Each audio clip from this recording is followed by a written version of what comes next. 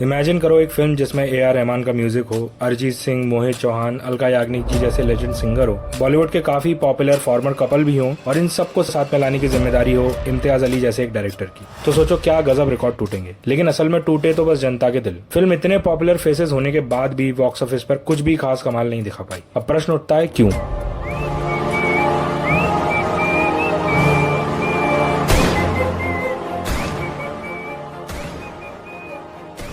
ऐसा क्या था इस फिल्म में जो इसकी ये हालत हुई। पर इसका जवाब देने से पहले मैं इस फिल्म की करंट कंडीशन बताऊं तो इंस्टाग्राम के 14 साल के इन्फ्लुएंसर्स के लिए ये एक मास्टरपीस फिल्म बन चुकी है और हर दूसरे सिनेमा पेजेस पर आपको इस फिल्म से रिलेटेड कई अजीब थ्योरीज, जैसे कि इस फिल्म में रणबीर कपूर की हेयर स्टाइल साइड पार्टीशन की है क्योंकि उसको फिल्म में हर किसी ने साइडलाइन कर दिया था, जैसी विचित्र थ्योरीज भी मिल जाएंगी। पर चिंता मत कीजिए, 2015 की तमाशा की ऑडियंस की तरह मैं भी ऐसी थ्योरीज को इग्नोर करूंगा और आपको वीडियो के एंड तक इस क्वेश्चन का आंसर भी मिल जाएगा कि ये फिल्म वाकई में एक कल्ट स्टेटस डिजर्व करती भी है या नहीं। आप सभी को याद होगा 2015 में जब फिल्म तमाशा इंट्रोड्यूस हुई थी थ्रू सॉन्ग्स एंड ट्रेलर, तो वो क्या सही जुबिलेंट वाइब दे रहे थे। फिल्म ये जवानी दीवानी के बाद ऑडियंस को इस कपल की केमिस्ट्री फिर से देखने मिलेगी, मस्त कॉर्सिका का बैकड्रॉप है, मजा आएगा इस लव स्टोरी को देखने में, ऐसा ऑडियंस ने सोचा था। लेकिन जब सिनेमा हॉल में देखने गए तो वहाँ इंटरवल के बाद तो अलग ही दुख चल रहा था रणबीर कपूर का, जिसके लिए टीजर, ट्रेलर और फिल्म की मार्केटिंग ने जरा भी प्रिपेयर नहीं किया था। अगर ये रोना धोना थोड़ी बहुत देर के लिए भी होता रोमांस के बीच बीच में तो भी चल जाता, लेकिन ये फिल्म का मेजोरिटी ऑफ द प्लॉट था। फिल्म के ट्रेलर के अकॉर्डिंग फिल्म से जुड़ी हर चीज कमर्शियल सक्सेस को इंडिकेट कर रही थी, लेकिन ऐसा हुआ कुछ भी नहीं क्योंकि फिल्म से एंटिसिपेशन ही अलग लेवल का था और प्रेजेंटेशन एकदम ही डिफरेंट निकला। एक फिल्म की सक्सेस के लिए इनिशियल 20 मिनट्स बहुत इंपॉर्टेंस रखते हैं। वो इतने ग्रिपिंग होने चाहिए कि ऑडियंस क्लाइमेक्स तक ग्लूड होकर बैठे। लेकिन तमाशा के फर्स्ट 20 मिनट्स ऐसे थे जैसे इम्तियाज अली ने सच में रॉकस्टार के रणबीर की बची दारू पीकर लिखा हो। आप ही सोचो, आपकी फिल्म में दीपिका है, रणबीर है, लोग ट्रेलर देखकर उन्हें ही देखने आए थे और आप स्टार्टिंग के 20-25 मिनट्स में एक अलग ही कॉम्प्लेक्स सीक्वेंस को दिखाते हो, that too with too much information about कहानी, तमाशा एंड ऑल। और कहानी सुना भी रहा है तो पीयूष मिश्रा, जिनकी आधी बात तो समझ में ही नहीं आती।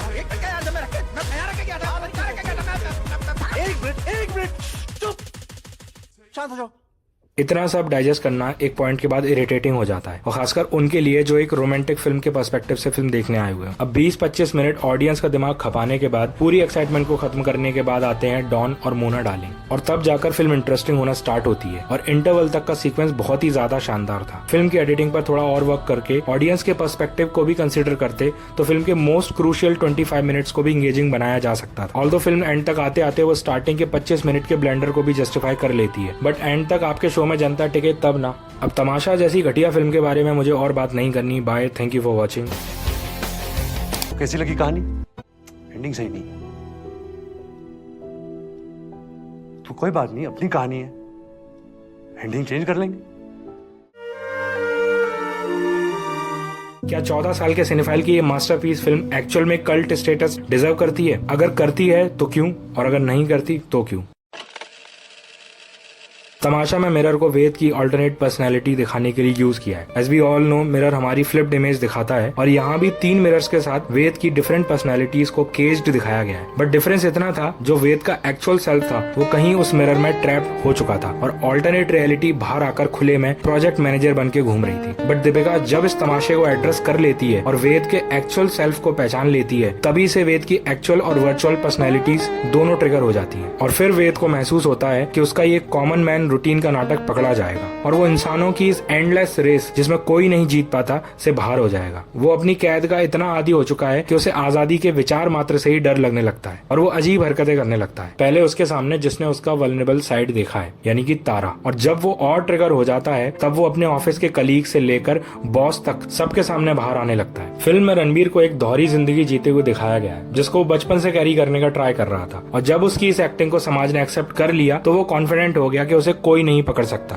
लेकिन तारा के सामने वेद की सारी एक्टिंग एकदम एविडेंटली नजर आ रही थी। फॉर एग्जाम्पल, अगर आपने देखा हो, रणबीर के लिए सब कुछ ड्यूटी था, इवन प्यार भी एक ड्यूटी था। इसमें एक ऑर्डिनरी मैन की तरह शादी करके बच्चे पैदा करके अपनी रिस्पॉन्सिबिलिटीज पूरी करो, दैट्स इट। इवन तारा से मिलना भी उसके लिए एक ड्यूटी था और ये दिखाया भी गया है रणबीर के डेट के बाद बार बार अपनी वॉच को चेक करने से। अब वेद सबकॉन्शियसली ये सब कुछ कर रहा था, ये फिल्म में इतनी बार दिखाया गया है कि वो बहुत ही इरिटेटिंग लगने लगता है और सिंस हम फिल्म तारा के पर्सपेक्टिव से देख रहे थे तो हमें भी ये चीजें साफ साफ नजर आने लगती हैं, जबकि वेद को लगता है उसकी इनर पर्सनैलिटी अभी भी हिडन है। अब अब रणबीर कपूर जैसे अच्छे खासे दिखने वाले आदमी को सेकंड हाफ में फ्रेंच कट देकर और एकदम ही अजीब कपड़े पहनाकर मेकर्स का इंटेंशन इतना था कि रणबीर आपके आमने सामने जाने वाले ऑफिस गोइंग प्रोफेशनल जैसा ही लगे। कोई ना कोई वेद आप लोगों के बीच में भी रहता होगा जो ऐसे ही कपड़े पहन के एग्जैक्ट टाइम पर सारे काम करता होगा और अपनी मोस्ट ऑफ द जिंदगी ऐसे ही जिएगा, तब आपको अजीब नहीं लगता। लेकिन ये सब तो कितना ऑर्डिनरी और यूजुअल था, पर वेद को देखकर सफोकेटिंग इसलिए फील होता है कि वेद के इनर सेल्फ को हमने फिल्म के फर्स्ट हाफ में अच्छे से देख लिया था। उसका ऑर्डिनरी लाइफ जीना देख हमें अजीब लगने लगता है। कॉमन मैन के इनर कॉन्फ्लिक्ट को अटायर्स के थ्रू दिखाना इससे बेहतरीन तरीके से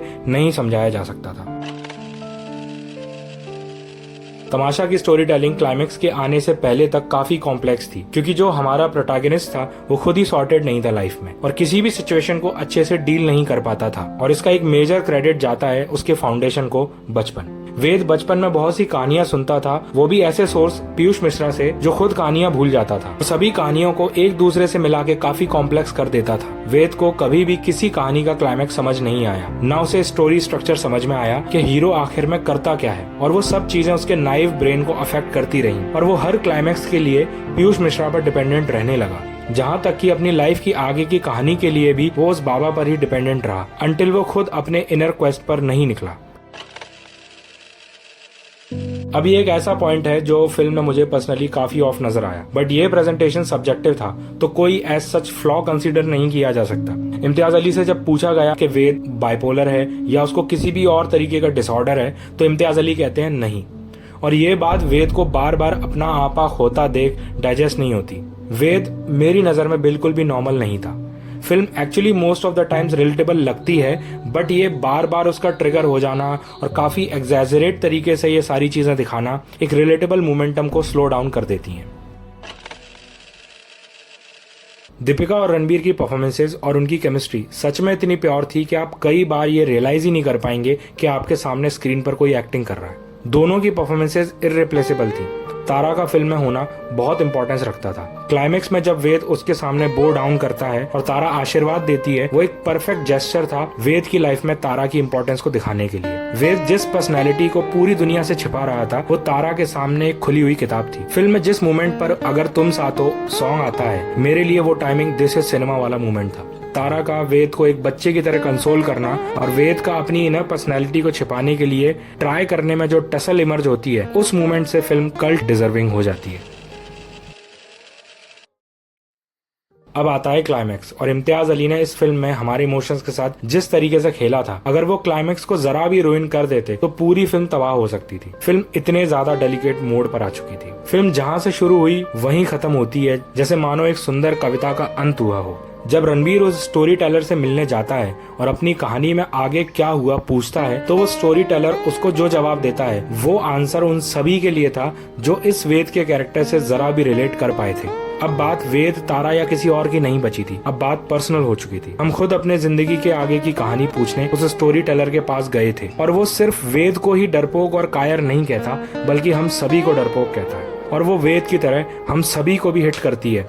वेद वो सब सुनने के बाद घर जाता है और इतने दिनों बाद हिमाचल की वादियों में वॉक करता है और स्माइल करते हुए नजर आता है। वो देखकर मानो ऐसा लगता है कि उसके दिल से बहुत बड़ा कोई बोझ उतर गया हो। इनर क्वेस्ट पर जाना कितना मुश्किल होता है, ये आपको मसान फिल्म में जब दीपक शालू की रिंग को पानी में फेंकता है, उसके पीछे की प्रोसेस को जानने के बाद समझ आएगा। और उस प्रोसेस को मैंने अपने मसान एनालिसिस वीडियो में, जो आपको राइट साइड में वीडियो दिख जाएगी, वहां समझाया है। आपसे वहीं मिलता हूँ। और हाँ, कमेंट में जरूर बताइए कि आप नेक्स्ट किस फिल्म का एनालिसिस वीडियो देखना चाहते हैं। Thank you for watching.